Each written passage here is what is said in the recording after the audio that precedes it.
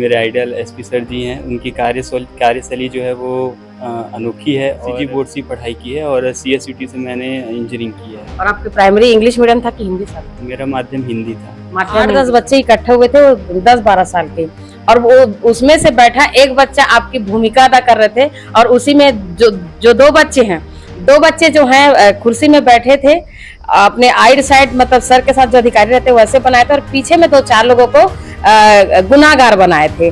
और उस तरह से आपके सर आपकी भूमिका से बात कर रहे थे कि आप चोरी क्यों करते हो, आपका करियर खराब हो जाएगा। खाने के लिए जब आता था तो मुझे लगता है सबसे पीछे यही आता था, क्योंकि अपने पढ़ाई में इतना मग्न रहता था कि उसको दिन और रात का ख्याल नहीं रहता था। नमस्कार, इस वक्त देख रहे हैं आप पीएलसी न्यूज, और इस वक्त आप मेरे साथ देख सकते हैं जो दुर्ग के नाम रोशन करने वाला जो शख्स है राजेश कुमार साहू, जिन्होंने दुर्ग को गौरवान्वित किया है। इस वक्त जो अपने प्रेरणा स्रोत माने जाते हमारे शहर के नहीं, आप भारत में एक परचम फहराने वाले जो दुर्ग के एसपी हैं, वो उनका आइडल है। आइए जानते हैं कि एसपी सर कैसे उनके आइडल बने हैं और किस मुकाम को हासिल, किस तरह से उन्होंने एजुकेशन किया, क्या रहा उनका सफरनामा जो आज डीएसपी बनने के बाद दुर्ग शहर को उन्होंने गौरवान्वित किया। आइए जानते हैं उनके कुछ पहलुओं को।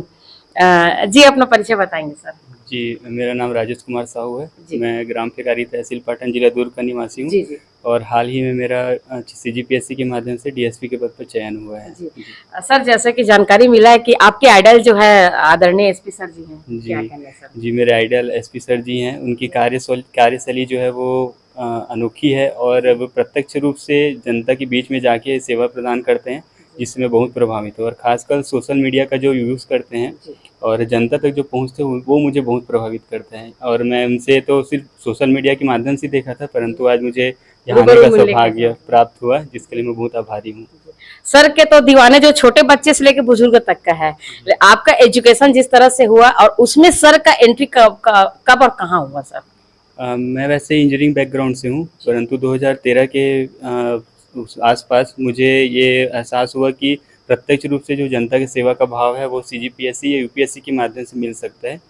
चूँकि मैं बाहर जाने में असमर्थ है, इसलिए मैंने सीजीपीएससी को चुना, और जिसका ये परिणाम रहा कि मैं यहाँ पर हूँ।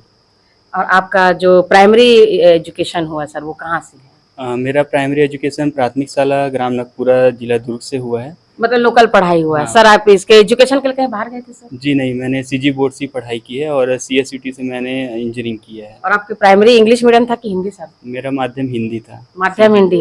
ये उन लोगों के लिए एक सबक है जो एक्सक्यूज करते हैं कि इंग्लिश मीडियम वाले ही बच्चे तरक्की कर सकते हैं।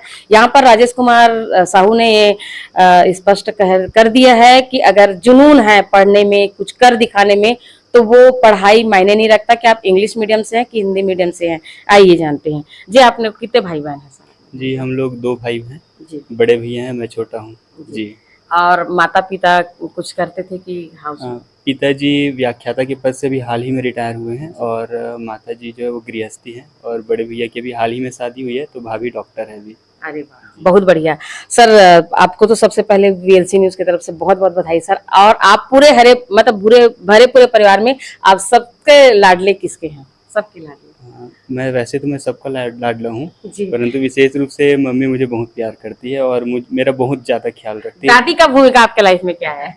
दादी की भूमिका, दादी से मैंने समाज के प्रति जो भावना है, सेवा भाव, वो सीखा, और दादी के सेवा भाव की वजह से ही मैं इस मुकाम पे पहुंचा हूं। और दादी ने मुझे यही सिखाया है कि दीन दुखियों की और जिनको एक्चुअल में जिनको नीड है मदद की, उनका मदद करनी, ये मैंने उनसे सीखा है। सर, हमारे एसपी सर का जो काम करने का तरीका बहुत यूनिक है, बहुत ही अलग है। अधिकारियों तो बहुत है, लेकिन अधिकारी में जिस तरह से छवि अभिषेक सर का है, तो क्या आपके जो कार्य करने के जो तरीका है, आगामी वर्ष जब आप अपने कुर्सी पे बैठेंगे तो क्या वो तरीका वही रहेगा? जी मैम, मैं सबसे पहले तो इन एसपी सर के कार्यशैली से बहुत ज़्यादा प्रभावित, जैसे मैंने पहले बताया। इनका जो सोशल मीडिया में एक्टिव रहना है वो मुझे बहुत ज़्यादा प्रभावित किया, और मैंने देखा है कि आजकल जो युवा वर्ग भी है वो सोशल मीडिया बहुत एक्टिव रहता है, उसे फॉलो करता है। तो मैं भी चाहूँगा, जैसे पदभार ग्रहण करूँगा मैं, उसके बाद फिर मैं भी इनके आदर्श में इनको मानता हूँ, तो फिर उन्हें भी फॉलो करने की कोशिश करूँगा। जी, थैंक यू सर। मैं आपके पास और आती हूँ सर। सर, जिस तरह से राजेश कुमार ने दुर्ग शहर का नाम रोशन किया है और डीएसपी के पद पर वो विराजमान होंगे सर, लेकिन वो आपको अपना आइडियल मानते हैं, इसमें क्या कहना सर? मेरा मानना इतना ही है कि जो भी लोग अच्छी चीज़ों के लिए आगे बढ़े उस सब में स्वागत है। निश्चित रूप से आज का युवा वर्ग जो है वो राष्ट्र निर्माण में अपनी सहभागिता दे। हमें हर व्यक्ति से कुछ ना कुछ अच्छा सीखना चाहिए और आगे बढ़ना चाहिए। निश्चित रूप से जो समाज में अच्छा कर रहे हैं उन्हें हमें आइडियल बनाना चाहिए, कंपेयर टू वो लोग जो लोग समाज में विपत्ति पैदा कर रहे हैं, शराब पी के रोड में हल्ला गुल्ला कर रहे हैं, मारपीट कर रहे हैं, चाकूबाजी कर रहे हैं। उससे अच्छा है ऐसे लोग आदर्श बने जिन्होंने छोटी जगह से आकर सरकारी स्कूल से पढ़ के, हिंदी माध्यम से पढ़कर अपनी मेहनत के बल पर जिन्होंने अपना परचम लहराया है। मैं इनको शुभकामनाएं देता हूं कि जब वो पुलिस सेवा में आए तो उसके बाद वो अपनी कार्यशैली से उन हजारों लाखों लोगों को मदद कर पाए जिसके लिए इन्होंने इतनी लंबी तैयारी की है। सर, आप जिस शहर से, जिस गली से गुजरते हैं सर, बुजुर्ग तो नहीं, बुजुर्ग के साथ साथ जो बच्चे हैं वो आपके दीवाने हैं। अभी मैं कल देखी सर कि 8-10 बच्चे इकट्ठे हुए थे, वो 10-12 साल के, और वो उसमें से बैठा एक बच्चा आपकी भूमिका अदा कर रहे थे, और उसी में जो 2 बच्चे हैं, 2 बच्चे जो हैं कुर्सी में बैठे थे, अपने आइड साइड मतलब सर के साथ जो अधिकारी रहते वैसे बनाए थे, और पीछे में 2-4 लोगों को गुनाहगार बनाए थे। और उस तरह से आपके सर आपकी भूमिका से बात कर रहे थे कि आप चोरी क्यों करते हो, आपका करियर खराब हो जाएगा। तो ये एक बहुत अच्छा मैसेज है सर इस पर। बिल्कुल, हम जो है सभी बच्चे जो है, क्योंकि इंडिया जो है यंग लोगों का देश है, 28 साल एवरेज है, तो यदि यूथ राष्ट्र निर्माण में लग जाए, पॉजिटिव कार्यशैली में लग जाए तो निश्चित रूप से हमें विकसित होने से कोई रोक नहीं सकता। जो लोग नशा कर रहे हैं, जो लोग समय व्यर्थ कर रहे हैं, उन लोगों के लिए हमें मैसेज है कि उन चीज़ों को छोड़कर अच्छे कार्यों में लगे, लाइफ में शॉर्टकट्स पे ना जाए। बहुत लोग जल्दी पैसा कमाने के लिए इलीगल चीज़ों में घुस जाते हैं जिसका कि रिजल्ट आगे जाके बहुत ख़राब होता है। आप मेहनत करें, किसी भी फील्ड में अच्छा करें जिससे आपका अपना सम्मान और परिवार का सम्मान जो है बढ़ सके। Thank you sir. बच्चों का जिस तरह से रुझान एक एसपी की तरफ अगर बढ़ता है तो यकीनन मानिए उन माता पिता का भी जो विचारधारा है उनसे बहुत प्रभावित करते हैं। और जिस तरह से अभिषेक सर का जो विचारधारा जो छोटे बच्चों में टकराना शुरू हो रहा है, इसका मतलब है कि बहुत जल्दी इस शहर में पॉजिटिव रिजल्ट बहुत आने को मिलेगा। जी अम्मा जी, आपका नाम बताएंगे? यमला साहू जी। साहू मैडम जी, ये बताइए आप क्या कौन है साहू जी के? मैं इनकी छोटी दादी हूँ। छोटी दादी मतलब कितने दादी हैं आप लोग? 2 दादी हैं। 2 दादी तो बड़ी दादी है, मैं छोटी दादी हूँ। मैं वैसे भी सोशल वर्कर हूँ। जी जी। और समाज राजेश से जो घर का बच्चा है, मैं सामाजिक महिला पहली हूँ।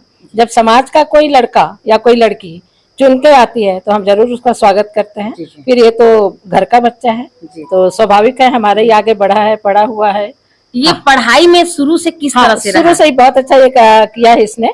खाना तो खाने के लिए जब आता था तो मुझे लगता है सबसे पीछे यही आता था, क्योंकि अपने पढ़ाई में इतना मग्न रहता था कि उसको दिन और रात का ख्याल नहीं रहता था। आप लोग को मैं जानती हूँ, आप लोगों को ऐसा लगता था कि ये आगे चलकर कुछ हाँ, मुझे तो पूरा विश्वास था। मैं तो हमेशा चर्चा भी करती थी इस बात की कि ये लड़का, इसके लिए फिक्र नहीं है मेरे को कि इनका जो स्वभाव था वो थोड़ा शांत था कि थोड़ा सा गुस्सेल? नहीं, बिल्कुल मिडिल में था ये, मतलब ना ही ज्यादा गुस्सा ना ही बहुत ज्यादा शांत। अभी भी वो आप देख लीजिए, पढ़ाई में रुझान उसका ज्यादा था। और इसके लिए बिल्कुल भी मतलब वो नहीं था कि इसको नौकरी नहीं लगेगी। पूरा फुल कॉन्फिडेंस था कि इसको कहीं ना कहीं लगेगा ही। परिवार का कॉन्फिडेंस बचपन से इनके प्रति था। जिस तरह से इनका मतलब राजेश साहू जी का जो पढ़ाई के प्रति जो लगन था, उससे उनकी जो छोटी दादी, उनको पहले से ऐसा लगता था कि हमारा जो नाती है वो कुछ ना कुछ तो करेगा।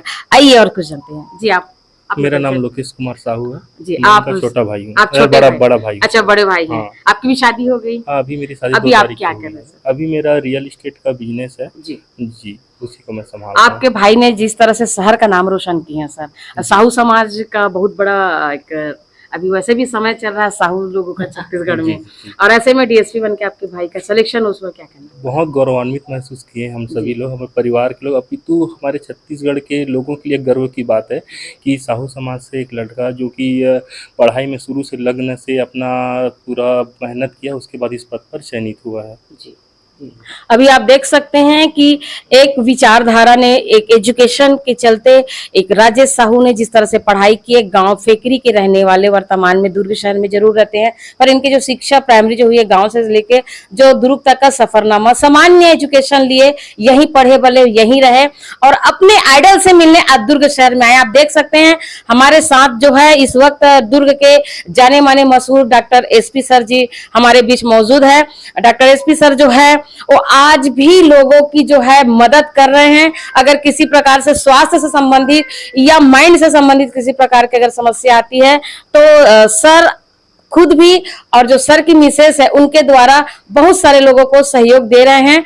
और जिस तरह से राजेश साहू ने जिस तरह से पढ़ाई करके डीएसपी का एक चयन हुआ है उसका, ये तो वाकई में एक विचारणीय बातें हैं। ये उन बच्चों के लिए उद्देश्य है, युवा पीढ़ी के लिए, कि क्या हम अपने ड्रीम को पूरा करने के लिए वाकई में कितने हम सीरियस हैं। अगर वाकई में आप अपने ड्रीम के प्रति अगर ईमानदार है तो यकीनन आपके ड्रीम एक दिन जरूर पूरे हो जाते हैं। हर खबर के लिए बने रही वीएलसी के साथ। तब तक के लिए नमस्कार।